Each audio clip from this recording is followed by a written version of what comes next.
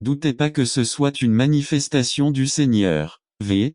15 N'attendez pas qu'il soit trop tard. Devenez membre de la chaîne Today et bénéficiez de réconfort et de soutien dans les moments difficiles. Cliquez sur le lien dans la description de la vidéo. Mardi 9 avril 2024 page 2c Ils arrivèrent rapidement et trouvèrent Marie et Joseph, ainsi que l'enfant couché dans la crèche. D. Ils ont fait savoir ce qu'on leur avait dit au sujet de l'enfant. V. 17 Ils retournèrent à leur bureau glorifiant et louant Dieu. Conclusion. Je vous invite à vous joindre à la mission de l'Église pour continuer à faire connaître la bonne nouvelle à tous. Vous identifiez-vous aux pasteurs, aux gens humbles et ordinaires, ou souhaitez-vous continuer à vous identifier à une génération hautaine et fière? Venez à Jésus-Christ. Dieu s'oppose aux orgueilleux mais donne grâce aux humbles. Humiliez-vous donc sous la puissante main de Dieu, afin qu'il vous élève au temps voulu. 1 Pierre 5:5 à Sinive. N'attendez pas qu'il soit trop tard. Devenez membre de la chaîne Today et bénéficiez de réconfort et de soutien dans les moments difficiles. Cliquez sur le lien dans la description de la vidéo. Mardi 9 avril 2024 page 3 Vous souhaitez vivre une année prospère. Résumé.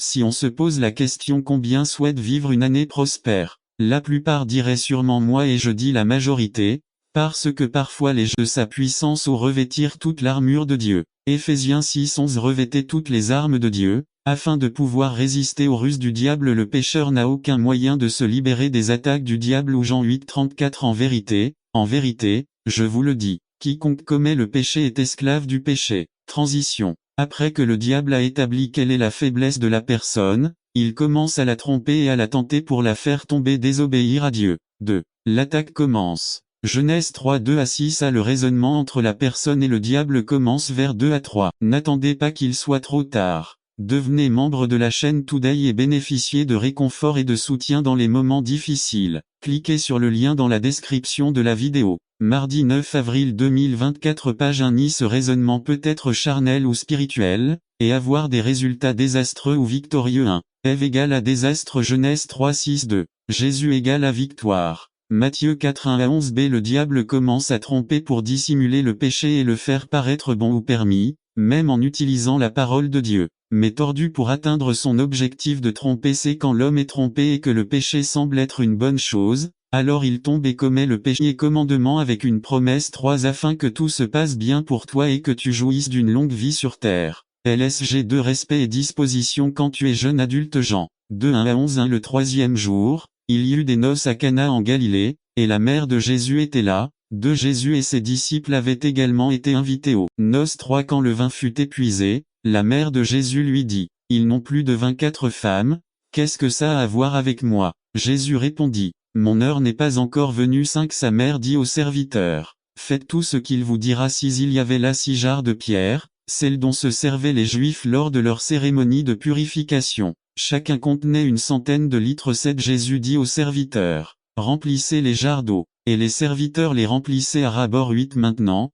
prenez-en un, et ne se laisse pas contaminer par ces mêmes valeurs. La façon de ne pas être contaminé est de vivre une vie de service aux défavorisés et à ceux qui vivent séparés de Dieu. 3. Pour éviter d'être contaminé par le monde, on parvient à ne pas vivre avec le système de valeurs contaminées qui s'oppose à la volonté de Dieu, le système qui méprise les pauvres. Pour Santiago, ceux qui ne s'impliquent pas dans des œuvres de charité vivent comme le monde. 4. La religion qui prétend prier Dieu en esprit et en vérité sur son niveau vertical, doit aussi voir le Christ incarné dans les marginalisés du monde, c'est notre culte horizontal. 5. Si nous ignorons cette deuxième partie de notre vie religieuse, notre religion est un échec, elle est impure, elle est contaminée, puisqu'elle implique que nous vivons avec les valeurs du monde, uniquement pour nous-mêmes. 6. L'Église doit être pertinente pour la société. Nous échouerons en tant qu'Église si nous devenons indifférents aux souffrances de ce monde. Nous devenons partie du monde lorsque nous sommes insensibles à la souffrance de l'humanité au point de ne pas vouloir nous soucier de notre état de conformité. 7. Nous devons nous assurer que notre programme de mission de gagner des âmes est suffisamment large pour inclure ceux qui ont moins de chances que nous. 8. Et seul Dieu peut nous donner la grâce et la vision nécessaires pour mener à bien la véritable mission. 9.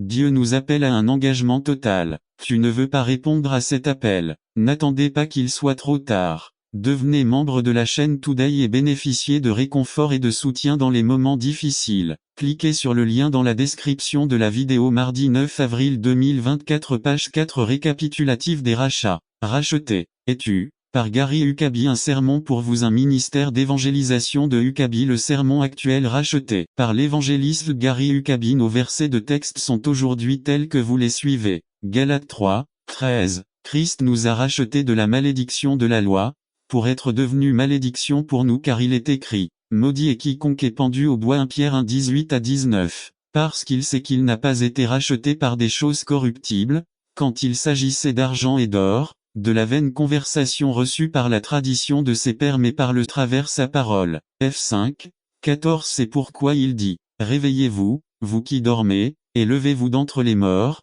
et Christ vous éclairera. À cause de sa désobéissance, Jonas a impliqué d'autres personnes, non seulement sa vie était en danger, mais maintenant tout l'équipage était menacé de mort. Lorsque nous désobéissons, non seulement nos vies sont en jeu mais aussi celles des autres, que ce soit directement ou indirectement. Il vaut mieux obéir dès le début, sinon nous devrons être déterminés à payer le prix de notre désobéissance. Et les gens sur le bateau ont crié vers leur Dieu sans obtenir de réponse, car comme toujours les bonnes réponses viennent toujours de Dieu. Si vous cherchez des réponses, ne les cherchez pas dans les horoscopes, ni chez les voyants, encore moins dans les idoles qui ont des yeux et ne voient pas, une bouche et ne parlent pas, des mains et ne saisissent pas, des pieds et ne marchent pas. Le Dieu de la Bible a les réponses. Dieu a révélé à l'équipage pour qui toutes ces choses se produisaient. Jean 1, 7. Et ils dirent chacun à son compagnon, venez, et tirons au sort, afin que nous sachions par qui ce mal nous est arrivé. Et ils tirèrent au sort, et le sort tomba sur Jonas.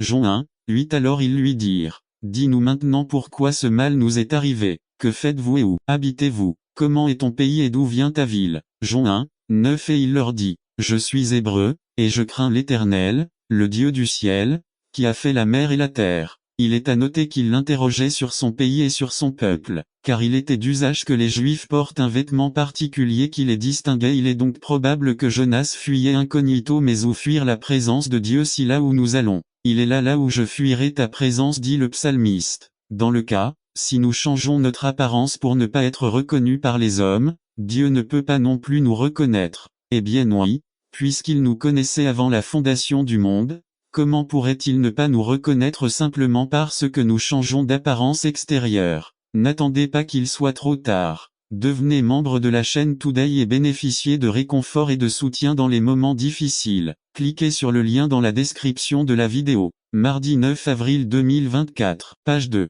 Le peuple craignait Jéhovah et demandait, que ferons-nous pour nous sauver? Jonas a répondu, jette-moi à la mer et ça se calmera. Jonas était maintenant prêt à perdre la vie pour sauver un groupe de gentils. Le changement avait commencé dans sa vie. Il était prêt à donner sa vie pour quelques personnes. Les marins continuèrent à se battre pour sauver le navire. Ils ne voulaient pas faire ce que Jonas leur avait dit. Finalement Jean 1, 14. Alors ils crièrent à l'Éternel et dirent, nous te prions maintenant, Seigneur, afin que nous ne périssions pas à cause de cela la vie de cet homme, ni verser sur nous le sang innocent, car toi, Jéhovah, tu as fait ce que tu voulais. Et ils obéirent avec crainte et humilité. 2. La désobéissance apportait de l'angoisse. Dans l'angoisse, l'espoir est né. Dieu avait préparé le moment et le lieu pour 35. Quand les enfants d'Israël virent que la peau de son visage brillait, Moïse remit le voile sur son visage, jusqu'à ce qu'il entre pour parler avec l'Éternel. 3. Ce n'était que temporaire. 2 Corps 3, 7. Qui devait périr, c'est la gloire du Nouveau Testament invue en Jésus-Christ. N'attendez pas qu'il soit trop tard. Devenez membre de la chaîne Today et bénéficiez de réconfort et de soutien dans les moments difficiles. Cliquez sur le lien dans la description de la vidéo.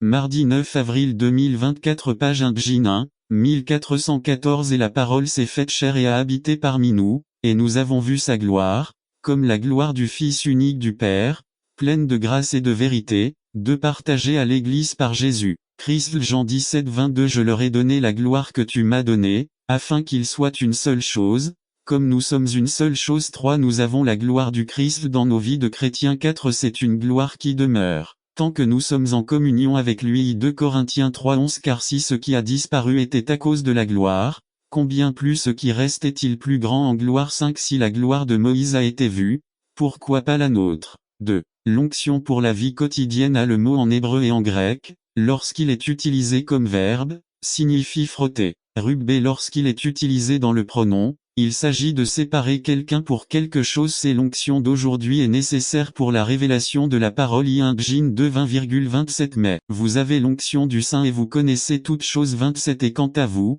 l'onction que vous avez reçue de lui demeure en vous, et vous n'avez besoin de personne pour vous enseigner. Mais comme la même onction vous enseigne toutes choses, et qu'elle est vraie et non fausse, comme elle vous l'a enseigné, demeurez en elle. Cette onction peut être reçue par tout le monde croyant ou non. I1 Samuel 19 1,2324 Et Saul envoya des messagers pour arrêter David. Ils virent un groupe de prophètes qui prophétisaient et Samuel qui était là, et il les présida. Alors l'Esprit de Dieu tomba sur les messagers de Saul, et ils prophétisèrent aussi. 23 Il se rendit à Nayoth à Rama, et l'Esprit de Dieu tomba aussi sur lui, et il prophétisa jusqu'à ce qu'il vienne à Nayoth à Rama. Rama 24 Il ôta également ses vêtements et commença à prophétiser de la même manière devant Samuel. Tout ce jour-là et toute cette nuit, il resta nu. C'est pourquoi il est dit, est-ce que Saul est aussi parmi les prophètes? L'onction est nécessaire pour maintenir la communion avec Dieu. I 2 Corinthiens 1 21 Et Dieu est celui qui nous a établis avec vous en Christ et qui nous a oints. La présence est essentielle pour rester dans sa volonté. En tant qu'enfant de Dieu, nous devons désirer la présence de Dieu, afin que je puisse vous connaître et trouver grâce à vos yeux. Lui dit, ma présence t'accompagnera et je te donnerai du repos. 15 Et il répondit, si ta présence ne m'accompagne pas, ne nous fais pas sortir d'ici. 20 Il dit encore, toi ne pourras pas voir mon visage, car aucun homme ne me verra et ne restera en vie. Nous avons le privilège d'entrer en sa présence pour nous reposer. N'attendez pas qu'il soit 2 Timothée 4 6 à 8 Nous devons vivre une vie 100% dédiée au Christ et à ses desseins. N'attendez pas qu'il soit trop tard. Devenez membre de la chaîne Today et bénéficiez de réconfort et de soutien dans les moments difficiles. Cliquez sur le lien dans la description de la vidéo. Mardi 9 avril 2024 Page 4 Le danger des libertins résumé. Nous avons la liberté en Christ de vivre selon ses desseins. Par Brian Smith New Beard Bible Church Brian Smith 23 mars 2003 Le danger des libertins Philippiens 3 17 à 21 Le danger des libertins Introduction. Supposons qu'une personne soit dans les chaînes de l'esclavage. Il doit obéir à son maître et n'a aucun contrôle sur sa propre vie. Un jour très heureux, une personne vient payer le prix pour donner la liberté à cet esclave. C'est maintenant gratuit. Il n'est pas obligé d'obéir à son ancien maître, mais peut désormais prendre ses propres décisions. Ce qui est triste pour cet ancien esclave, c'est que même s'il a désormais sa liberté, il ne vit pas sa vie d'une manière digne de celui qui l'a libéré. Il prend des décisions qui ne plaisent pas à son libérateur, et devient même l'ennemi de celui qui a payé le prix de sa liberté, et retourne obéir à son ancien maître. C'est la situation que nous verrons dans notre passage d'aujourd'hui, et peut-être la situation dans laquelle se trouvent de nombreux croyants aujourd'hui. Christ a payé le prix pour nous racheter ou nous libérer du péché et de son châtiment, la mort éternelle. Dieu nous a libérés en Christ. Tenez donc ferme dans la liberté avec laquelle Christ nous a rendus libres, et ne soyez plus soumis au joug de l'esclavage. Galates 5:1 Nous avons la liberté en Christ de vivre selon ses desseins. Lisez Philippiens 3, 17 à 21 Prière. Le contexte du passage. Deux extrêmes dangereux. Légalisme et libertinence. 1. Légalisme. Ce que nous avons vu la semaine dernière dans 3, 1 à 16 Les judaïsants, bien qu'ils aient eu la liberté en Christ, ils étaient toujours sous la loi de Moïse, et ils ont essayé de forcer les autres aussi. Aujourd'hui, il y a des gens qui prennent quelque chose comme préférence, et cela n'est pas écrit noir sur blanc dans la Bible, et disent que tout le monde devrait le suivre. Il est possible que certains n'étaient pas croyants parce qu'ils continuaient à dépendre des œuvres qu'ils accomplissaient. N'attendez pas qu'il soit trop tard. Devenez membre de la chaîne Today et bénéficiez de réconfort et de soutien dans les moments difficiles. Cliquez sur le lien dans la description de la vidéo. Mardi 9 avril 2024 Page 1 Atteindre le salut de Débaction. Nous le verrons aujourd'hui en 3, 17 à 21 Les libertins disaient qu'ils avaient la liberté en Christ et l'utilisaient comme une autorisation pour continuer à pécher. Aujourd'hui, il y a des gens qui font la même chose. Exemple des églises homosexuelles. Il y a un doute sur le fait qu'ils étaient tous soit réellement de vrais croyants, car leur mode de vie ne le prouve pas. Exemple à suivre V17 Nous avons vu clairement cet exemple il y a 2 semaines dans 2, 19 à 31. Nous avons vu les exemples de 3 individus, Timothée, Épaphrodite et Paul II. Ils nous donnant la vie et les souffrances du Christ s'accomplissaient, comme jamais auparavant.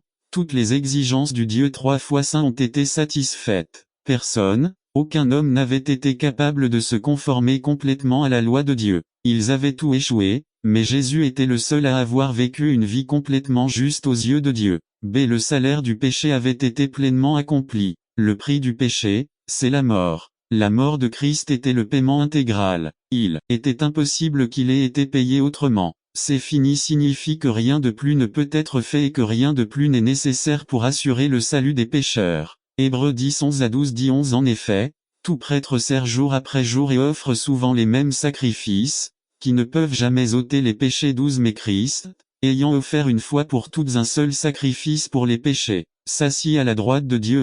Pendant des centaines d'années, des rivières de sang coulaient de l'autel de Dieu. Cependant, le prix du péché n'a jamais été payé. Le travail des prêtres avait été imparfait. Chaque jour qui passait apportait de nouveaux péchés et avec eux de nouvelles demandes de sang d'eux. Mais la Bible enseigne que ce que des milliers de sacrifices d'animaux ne pouvaient pas faire, notre Seigneur pourrait le faire avec un seul sacrifice fait une fois pour toujours. 3. Le célèbre peintre et sculpteur Michel-Ange est considéré comme l'un des plus grands artistes de tous les temps. On raconte que lorsque cet homme commençait une de ses œuvres, il l'abandonnait dans un accès de mauvaise humeur, de sorte qu'il laissait plus d'œuvres inachevées que celles qu'il avait achevées. À Florence, en Italie, il existe un très grand échantillon de ses œuvres qu'il n'a jamais achevées. 4. Quelle différence avec le Seigneur Jésus-Christ, il n'a rien laissé d'inachevé. Rien n'allait l'empêcher d'accomplir son grand sacrifice pour nos péchés, car rien ne pouvait arrêter sa main. Tout ce que Dieu propose, il le fait et le complète complètement. Il offre le salut comme une œuvre complètement achevée. Il n'y a plus rien à faire pour vous ou moi.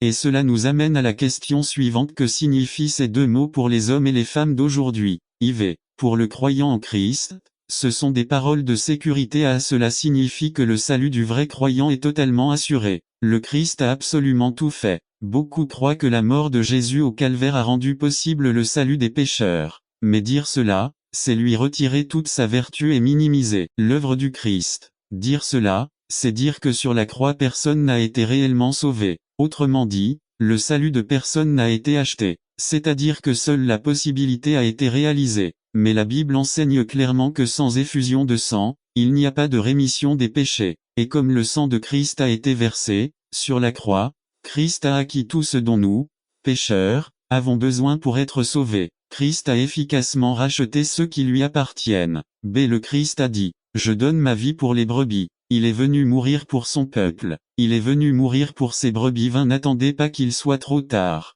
Devenez membre de la chaîne en 3 introductions. Cette section de l'évangile de Luc nous enseigne le royaume de Jésus et son rôle de roi. Alors que Jésus réagit à différentes situations, nous voyons que le point central de son enseignement est le royaume de Dieu. Laissons les enfants venir à moi. Luc 18 15 à 17. Il était courant que les gens amènent leurs enfants pour qu'ils soient bénis par les chefs religieux. Cela peut être comparé à la pratique actuelle consistant à emmener des bébés voir des politiciens. Les disciples voulaient protéger Jésus de cette nuisance. Ils pensaient qu'un homme important comme Jésus n'aurait pas de temps pour des personnes aussi insignifiantes que des enfants. Jésus a montré à ses disciples qu'il considère comme importantes les mêmes personnes que le monde considère comme sans importance. Il a également enseigné que nous devons devenir comme des enfants pour entrer dans le royaume de Dieu.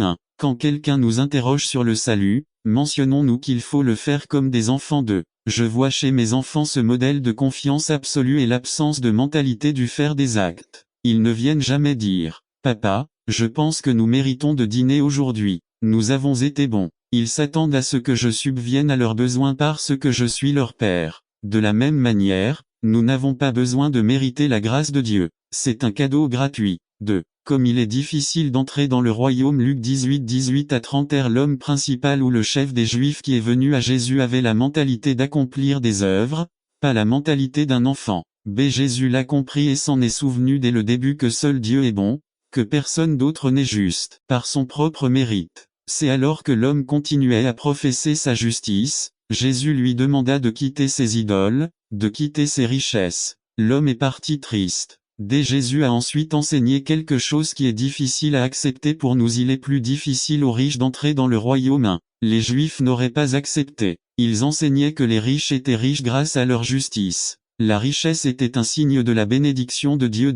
Nous cherchons à adoucir les paroles de Jésus. Nous avons enseigné que le trou d'une aiguille était une porte à Jérusalem ou qu'il s'agissait d'un canal très étroit. Mais si vous regardez le verset 27, Jésus dit que c'est quelque chose d'impossible, pas quelque chose de difficile. Il faut prendre ce qu'il a dit tel qu'il l'a dit. N'attendez pas qu'il soit trop tard. Devenez membre de la chaîne Today et bénéficiez de réconfort et de soutien dans les moments difficiles. Cliquez sur le lien dans la description de la vidéo. Mardi 9 avril 2024 page 1-3. Nous devons avertir les gens que les richesses nous rendent difficile l'entrée dans le royaume. Oui, on peut chercher Dieu et trouver des richesses. Mais vous ne pouvez pas chercher les richesses et trouver Dieu. Au moins, ce n'est pas facile du tout. Nous devons nous rappeler que nous aussi ne pouvons pas entrer dans le royaume sans l'aide de Dieu. Riches, pauvres, sages, insensés, nous avons tout besoin de l'aide de Dieu pour entrer dans le royaume.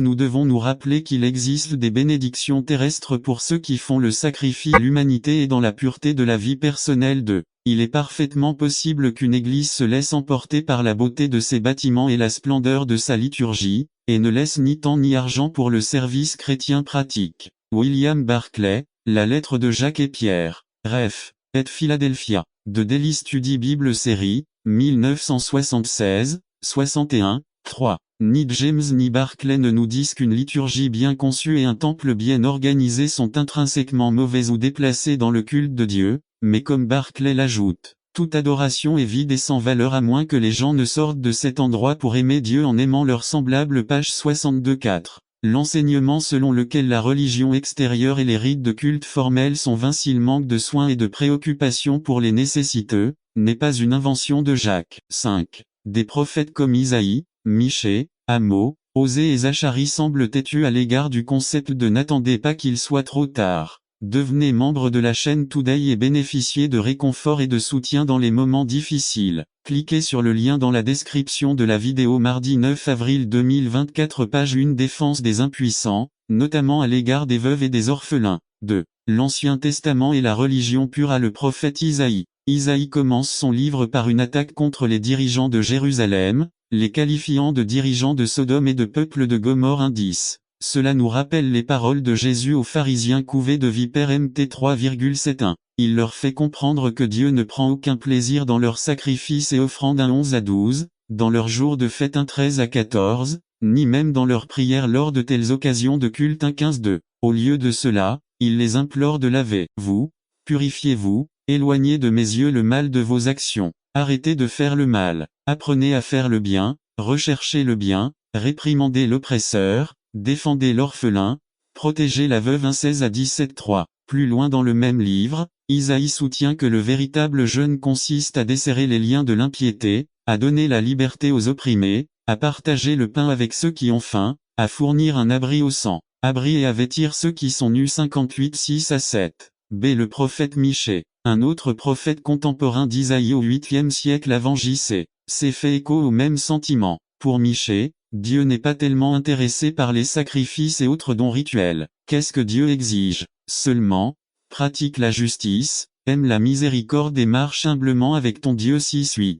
C'est le prophète Amos. Il utilise un langage encore plus fort. Amos cite Dieu disant, « Je déteste, je rejette vos festivités, et vos assemblées festives ne me sentent pas bon. Même si vous m'offrez vos holocaustes et vos offrandes de légumes, je ne les accepterai pas et je ne regarderai pas non plus vos sacrifices pacifiques des animaux gras. Éloigne de moi le bruit de tes chants, car je n'entendrai pas le chant de tes instruments. 5-20 et la tranquillité totale sont des illusions humaines. Nous en aurons toujours la preuve. Jésus avait déjà prévenu. Vous aurez des difficultés dans le monde. Le mot traduit par épreuve dans nos Bibles est le mot grec pérasmo. Ce même mot est traduit ailleurs par tentation 1. Lorsque le mot pérasmo apparaît, le contexte détermine s'il fait référence à des tribulations externes épreuves ou à des désirs internes tentation 2. Jacques donne deux sens à ce mot au début de sa lettre. Pérasmo est traduit par test en 1-2 tandis qu'en 1-13 à 15, le même mot est traduit par tentation. C'est dès le début de sa lettre.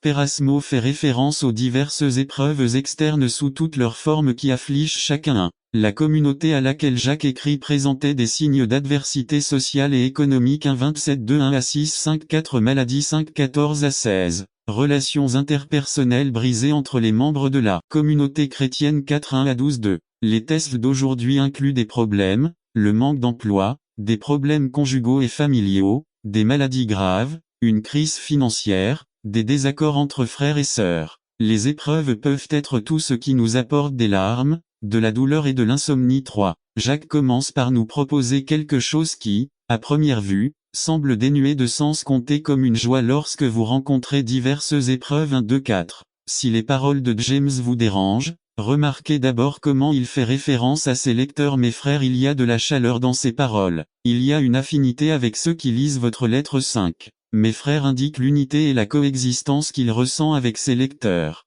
Santiago comprend son expérience.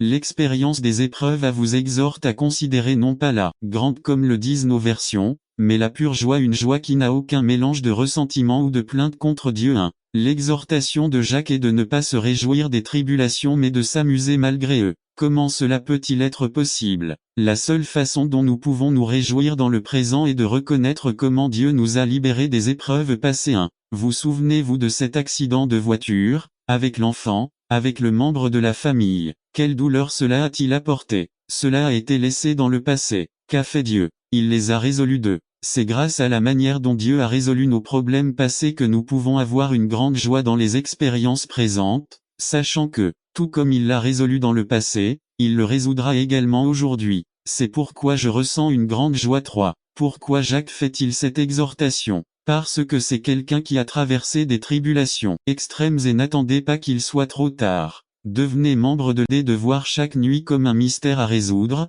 J'ai décidé de voir chaque jour comme une nouvelle opportunité d'être heureux. Ce jour-là, j'ai découvert que mon seul rival n'était rien d'autre que mes propres faiblesses et que c'était la seule et la meilleure manière de m'améliorer. Ce jour-là, j'ai arrêté d'avoir peur de perdre et j'ai commencé à craindre de ne pas gagner. J'ai découvert celui qui en avait reçu 2 en gagna encore 2. 18 Mais celui qui en avait reçu un alla creuser la terre et cacha l'argent de son maître. 19 Longtemps après, le maître de ses serviteurs vint régler leur compte avec eux. 20 Et celui qui avait reçu 5 talents vint et apporta 5 autres talents, disant, Seigneur, tu m'as donné 5 talents. Voilà, j'ai gagné 5 talents supplémentaires grâce à eux. 21 Et son maître lui dit, c'est bien, bon et fidèle serviteur. Tu as été fidèle en peu de choses, je te confierai beaucoup de choses. Entre dans la joie de ton Seigneur. 22 Celui qui avait reçu 2 talents vint aussi et dit, Seigneur, tu m'as donné 2 talents, et voilà, j'ai gagné 2 talents supplémentaires grâce à eux. 23 Son maître lui dit, c'est bien, bon et fidèle serviteur. Tu as été fidèle en peu de choses, je te confierai beaucoup de choses. Entre dans la joie de ton Seigneur. 24 Mais celui qui avait reçu un talent vint aussi et dit, Seigneur, je savais que tu étais un homme dur, moissonnant là où tu n'as pas semé et ramassant là où tu n'as pas dispersé. 25 C'est pourquoi j'ai eu peur, et je suis allé cacher ton talent dans la terre. Ici vous avez ce qui est à vous. 26 Son maître lui répondit, serviteur méchant et négligent, tu savais que je moissonne là où je n'ai pas semé, et que j'amasse là où je n'ai pas dispersé. 27 C'est pourquoi vous auriez dû donner mon argent au banquier, et quand peu importe ce qu'Abraham avait fait, même malgré ce qu'il avait fait il était idolâtre au pays dur. Josué 24:2, il lui rendrait justice. En vérité, cette justice est la vraie justice de Jésus-Christ. Nous verrons cette lumière dans toute sa splendeur lorsque nous nous tiendrons devant le trône de Dieu avec les rachetés de tous les âges. Apocalypse 7, 9-14 Après cela, je regardai, et, voici, une grande multitude que personne ne pouvait compter, de toute nation et tribu et peuple et langue, debout devant le trône et en présence de l'agneau, vêtus de robes blancs et avec des paumes dans les mains. 10 Et ils crièrent d'une voix forte, disant, le salut appartient à notre Dieu qui est assis sur le trône, et à l'agneau. 11 Et tous les anges se tenaient autour du trône, et autour des anciens, et autour des 4 êtres vivants, et ils tombèrent la face contre terre devant le trône, et adorèrent Dieu, 12 en disant, Amen. La bénédiction, la gloire, la sagesse, les actions de grâce, l'honneur et la puissance seront pour notre Dieu pour toujours et à jamais. Amen. 13 Alors l'un des anciens parla, me disant, ceux qui sont vêtus de robes blanches, qui sont-ils et d'où viennent-ils? 14 Je lui ai dit, Seigneur, tu sais. Et il me dit, ce sont ceux qui sont sortis de la grande tribulation, qui ont lavé leurs robes et les ont blanchis dans le sang de l'agneau. Alors, quelle est l'essence de cette lumière? La lumière est la justice même de Jésus-Christ. Cette lumière est le manteau blanc pur que nous portons et qui a été acheté avec le sang même du Christ. La responsabilité de la lumière. Dieu dit, que votre lumière brille devant les hommes, afin qu'ils voient vos bonnes œuvres et glorifient votre Père qui est aux cieux. Notre responsabilité est de laisser force, centrer votre cœur sur Dieu. Illustration. Lorsque j'ai commencé à utiliser mon premier ordinateur, Ils ont commencé à nous enseigner un langage de programmation de base. Nous devions faire quelques programmes simples comme des exercices. Cela a tellement attiré mon attention qu'il est arrivé un moment où la seule chose que je voulais faire était de rentrer à la maison et d'allumer l'ordinateur, et c'est ainsi que j'ai passé des heures